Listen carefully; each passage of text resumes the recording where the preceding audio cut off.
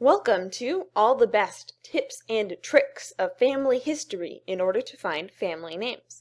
My name is Chloe Kincaid, and let's get started. So, first thing you do, sign in. Go to Family Tree. So, let's say you have gone through all of your ancestors and you can't find anyone else to find the work for. You need more projects. You've just run out of steam on your tree. What you can do is find the descendants of your ancestors. So you go to your fan view and you hover over someone up here. Something like this will appear and you click on the fan. That brings that person to the middle, down here. Then you want to find maybe one of their ancestors that had a lot of kids and maybe born mid-1700s, like this or something, and bring them to the middle. Once you have them to the middle, you go into Descendancy View, which is the circle icon. This is Descendancy View. So you'll have your person and then all their descendants. So this is how you read it. This is your main person, George W. Harris. He is connected to two spouses, Martha and Martha. Maybe they're the same person. Who knows? So he's connected to two spouse profiles. With the second Martha, he has one child, a son, Thomas. Thomas married Missouri, and they had these 5 children. If you clicked on these arrows, you could bring up their husbands and their children. And then you've got all these symbols on the right, and if you want to know what they mean, you can go to my previous presentation. So, let's say you have gotten a person, but you need more information about them. You need their spouse name or their birthplace or something. A good place to look is in the sources. So if this is a person's profile, their sources are down here. This is what their sources look like. So sometimes a source will have more information than that was put on the person's profile. So the original source might have the year that they were married, but it was never put in the computer and it was never transferred onto the person's profile. So sometimes sources can give you extra information. An especially useful source is findagrave.com. And this is often connected to people, and if you go into it, there's a lot more information. So this is how you would find that. You click on it, it opens up a thing like this. Then you can click on the URL. Pro tip. Never, ever, ever just open it up normally. What you do is you right click and it brings up a thing that's like this box. So, again, right click, just like that. And then you click open link in new tab, right there. The reason that this is so useful is that if I just opened the link normally without right-clicking and clicking Open Link in New Tab, then it would replace the person's profile with the Find a Grave link that I was going to. Then when I was done with Find a Grave, I would have to click back. Loading FamilySearch profiles and trees takes so long. So the solution is never getting rid of it. So if you click Open Link in New Tab, instead of replacing the profile with the Find a Grave will just show up in a tab next to it. And then you can close out of the Find a Grave when you're done with that. So, whenever you're opening anything, not just a source, but if you're opening another page or you're going from one person's page to another or something to a records, always open it up in a new tab and it will save you a lot of time waiting for things to load. So, open link in new tab brings you to Find a Grave. This is what Find a Grave sometimes looks like. So sometimes you get blurry photos of people, photos of documents, photos of the headstones. You also sometimes have really detailed birth and death dates. And look, you've got an obituary type thing. You've got the names of all of her siblings. You've got her marriage info. You've got the names of all of her children. You've got some info of where she lived. And then, this is best of all, you've got links to the pages of some of her relatives on Find a Grave. So you've got a link to the page of her spouse and some of her children. So you could go to them and find more information on them as well. So, let's say you get some information. You want to put it in. So let's say we have some birth information to put in for this person, some better info. So what you would do is you click on this blue link, and it brings up something like this. Then you click Edit, and then you can put in your information right here. Right here, there's this box, reason this information is correct.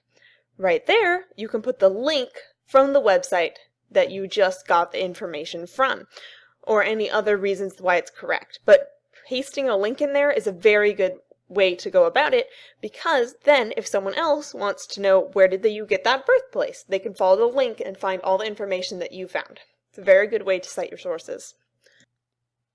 So what if you want to put in the information you found from another website as a source so it shows up here? What you do is you click Add Source, and then you put in the information right there.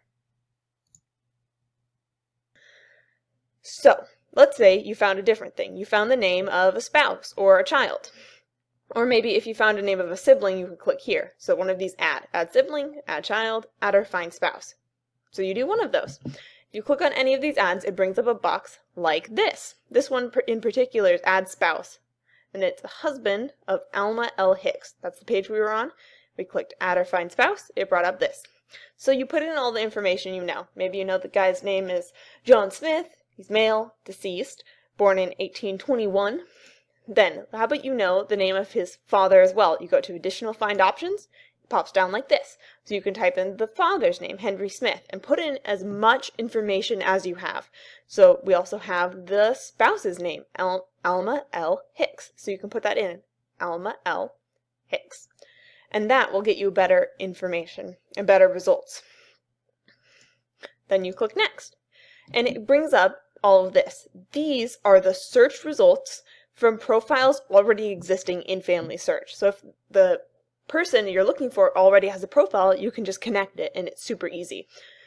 So if you find a profile and you know, yes, that is 100% the right person, I know without a doubt, you can click Add Person. If you've scrolled through all these results and none of them are really the person, you click Create New. And that creates a new profile based on the information you put in your search. So you click one of these, and it will add the person. So where else can you get information other than looking through sources and over down here and finding good info that wasn't necessarily transferred over? Another place that's very good to look, if you have it, is record hints. But let's say there isn't any record hints. How do you find good historical records? Well, you go to Search Records, which is on the page right here. It's this box. So you click FamilySearch. You are now searching through the historical records that FamilySearch has. It'll bring you to a page like this. It automatically fills in the person's information. So this person's name is Freddie Beeman, born between 1873 and 1877. It gives a range because on historical documents, sometimes the birth year is estimated. So it doesn't fill in things like the marriage or the spouse or the parents. So if you want to put in extra information, it's very good for searching. You can put in the information by clicking on this and putting in the information there. So these are the historical records. So you find one that matches, you click on it, and it brings you to a record page. This is kind of what it looks like. This one in particular is a census. See, here's Alma Hicks. There's her, and here's all the information about her on the census. You can click here and see a picture of the record, which is very helpful because oftentimes not all the information from the picture is on the computer. And then here is the household. So these are her family members. And then you can, once you know it's the same person, you can attach to family tree.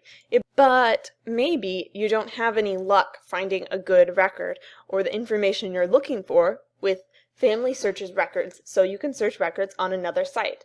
I recommend Ancestry. It's very awesome. So you click on it and it'll bring up a page like this. You are leaving FamilySearch to visit one of our partner sites, blah, blah, blah, blah. You click on familysearch.org/partner access. That'll bring you to a page like this. You go to Ancestry, join for free. This will take you to a page where you can join Ancestry.com for free. Ancestry.com isn't actually made by the church, but the church has partnered with the site. So if you've got a FamilySearch account, you can get an Ancestry account that's linked to it for free. And it's very, very handy. So you should definitely do that.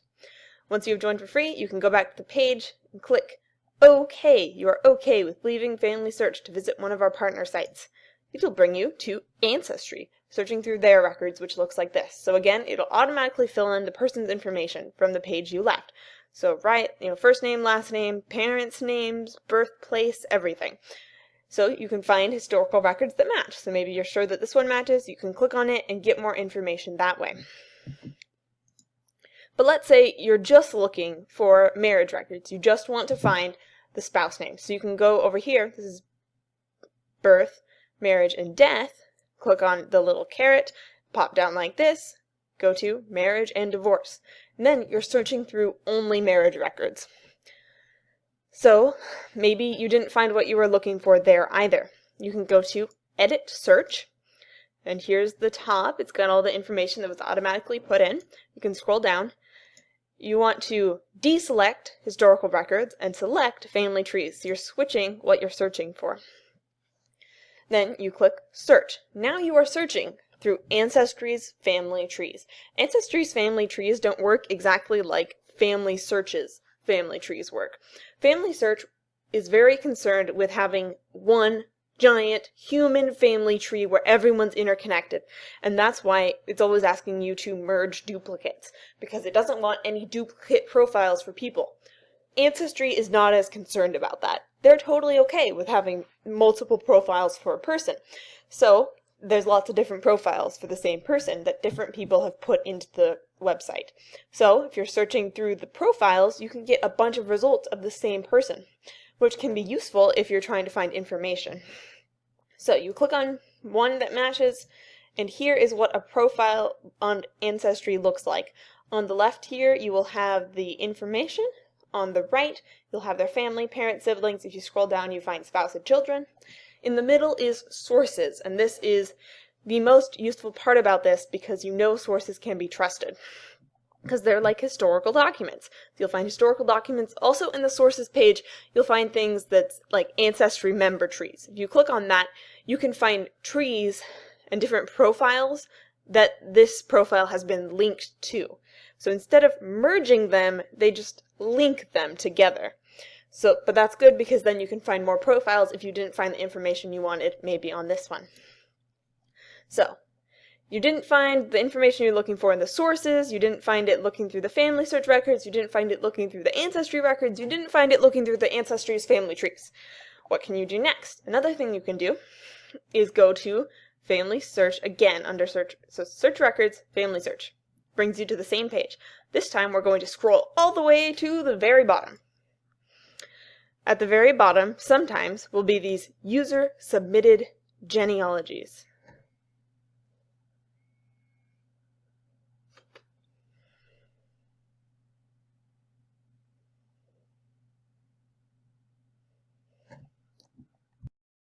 At the bottom of the page, you will find user-submitted genealogies. These are people's family trees that they put in here but didn't attach to any profiles. So you can click on one, and you can get it here, and there's information about different people, whatever they put in. Sometimes there's historical records here too.